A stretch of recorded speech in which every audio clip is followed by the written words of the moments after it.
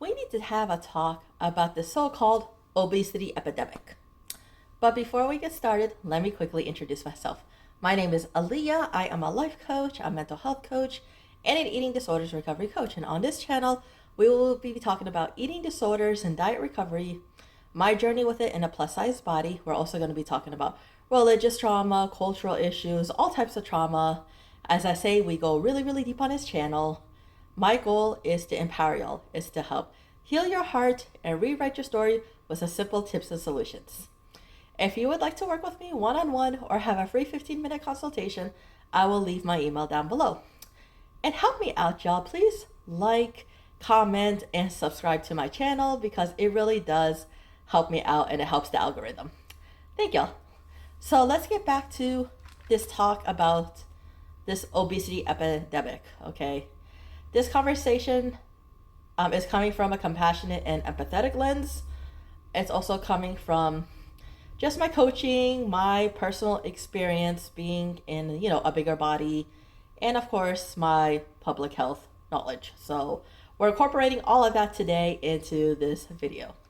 So first things first, I want to say that one thing that's kind of being talked about, but not really being talked about, is the role that trauma and sexual abuse plays and can play in a person's weight.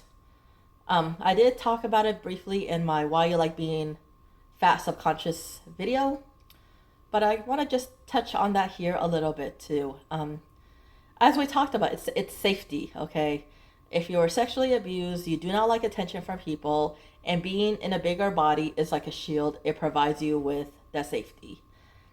And just simply trying to lose weight without really addressing that, it's just going to backfire, because once you lose the weight and you start losing this shield of yours, then what? How do you address that mental part? I always say if a person wants to lose weight, I strongly believe they need to go to a psychologist, psychiatrist, somebody in mental health to really, work through a lot of these deep-rooted issues. The role that trauma plays also. So a lot of people in general, overweight, not overweight, have gone through trauma. And what trauma does is it raises your cortisol. And as we know, cortisol is that fat storage hormone. And it makes it very, very difficult to lose weight too in a lot of people. And I just feel like the role of trauma and the role of sexual abuse is not addressed adequately when it comes to weight. So I just wanted to touch up on stuff that. And in this video, I'm just going to touch up on topics. I'm not going to get too deep into anything, but the goal is to, to provide y'all some other ways to think about this other than calories in, calories out, people need to stop eating, blah, blah, blah. So speaking of cortisol, since we just mentioned cortisol, I have my notebook. So as I talked about in the previous video, I can't remember which one, the microaggressions. So basically how the society basically doesn't welcome a bigger person. I'll give you some examples. Clothes are a lot harder to find. Shoes are a lot harder to find. Chairs are harder to fit in. There's weight limits on things. You may go to a booth and find that it's harder to fit in, or you don't fit in it at all. And then on top of that, there's just, the whole internet and fat phobia and all of this. And you're constantly reminded that you don't belong. So, and that also raises your cortisol, and that also could make it harder to lose the weight. Then we can get into the social determinants of health, okay? So there are things outside of what we eat and exercise or how we exercise, I should say, that influence our health. Racism, sexism, your finances, your job, fat phobia in the doctor's office, if you're getting adequate medical care, if you are getting adequate mental health care, etc. So this is like the society at large. If you live in a food desert, so a food desert is where fruits and vegetables are not readily available. If you live in like a low income neighborhood where crime is rampant, and maybe you can't even take walks outside because, you could, be robbed or killed. So these things I feel like are not talked about enough. These are just some examples of the social determinants of health, but that also plays a role into health and into weight. So let's keep it moving. All right, y'all. And then the shaming bigger people into losing weight. The research has shown over and over again that shaming someone into losing weight or doing any other type of action does not work. It doesn't work. What it does is, honestly, there's some people like me, if you shame me, I'm going to be like a big F you and do what I want to do and rebel, which a lot of people do. Or it's just going to make us feel even more like crap and further engage in this behavior that y'all are shaming us into not doing. So it doesn't work, people. Compassion, empathy, and kindness, and trying to understand things from a different lens. That's really what works, and that's really what's going to heal people and change the world. So self-hate. Again, this can apply to any size because a lot of people hate themselves. But the self-hate, I'm talking about this in terms of someone in a bigger body. A lot of people in bigger bodies hate themselves because they think they have failed themselves and they're trying all these diets and it's not working, and over and over and over they hate themselves. Okay? And then on top of that, they think that they deserve the disrespect that people are giving them or deserve the shaming that people are giving them. And I'm telling y'all right now, you do not deserve to be treated with disrespect. It doesn't matter how you look. It doesn't matter what your size is. You deserve to be treated with respect and with dignity. And if someone is not treating you with respect or dignity, walk away. Seriously, because you do not deserve that. Okay? Another thing is yo-yo dieting. So this binge restrict cycle. Okay? So what happens when we go on our first few diets? It's easier to lose weight, right? Because your metabolism is healthy and it's easier to, lose the weight. But what happens is you restrict for a while, you lose the weight, and then biology takes over, then you end up eating because you're hungry, and then you put on weight, and you probably put on more weight than when you started the diet, which is really depressing. Okay?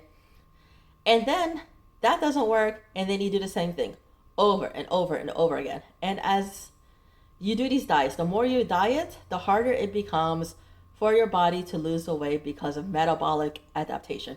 Your body adapts to a lower metabolic rate.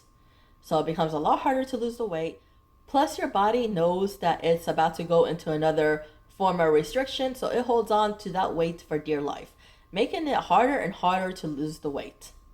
So that's another thing that I feel like is not adequately addressed enough, is the more you go on these diets, the harder it is to lose the weight because of your metabolism, damage to the metabolism, and because your body is holding on for dear life for this weight because it knows it's going into a period of restriction. So that's that. And another thing I want to address is not listening to your body's internal wisdom. Your body is very smart, and I feel like with society's messaging on weight and beauty and the news and the media playing a role into just getting into your mind from a very young age, people lose that innate wisdom of listening to their body. This is where I believe intuitive eating, I will post the image of the book somewhere on the screen, can really play a big role in going back into your body's wisdom. Like listening to your body. When is it hungry? When is it full? Do you feel like you need to move? Do you feel like maybe you need to rest? We lose that. Like as kids, we have that, but because of society, we tend to lose that ability. So if we can get back into that, and not even just intuitive eating, but just listening to our intuitions more in general, we would be better off as people. So, but the society honestly teaches you to listen to all these outside sources and not to listen to your intuition. So there's that. So even let's say you have successfully lost the weight, it is really hard to maintain that smaller body, okay? Because as I mentioned, metabolic adaptability. So you have to be consuming less calories so you can maintain that weight. And that can get very, very difficult. Then you're having to think about food and dieting and what you can and can't eat and exercise quite often it takes a lot of mental space in your mind. And then there's also the hormone changes. So your ghrelin and leptin can increase, also causing you to have an increase in appetite. That's your body fighting to get back to its set point, to its natural set point. So there's that. Childhood dieting, putting kids on diets from a young age. Don't do it, y'all. I have been on a diet since I was 7, okay? I was forced to go on diets since I was 7 years old. And that 100%, I speak from experience, can definitely cause your weight to go up and into onset adult obesity. So do not put your kids on diets. Encourage healthy habits instead, and just encourage them to be active and move and frame healthy in a good way, not in a way of dieting and torture and restriction. So that would be just my general advice on that.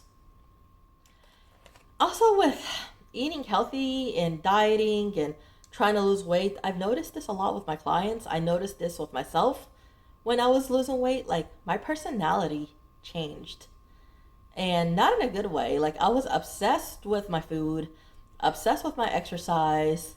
If I had a social gathering, like, it would be hard for me to go to it because a lot of times there wouldn't be food, or if there was food, I was trying to come up with excuses on not eating the food. And I was just really preoccupied with dieting and with exercise and with my body, and that just was not a good way to live, because there's so much more to life than just your body and dieting.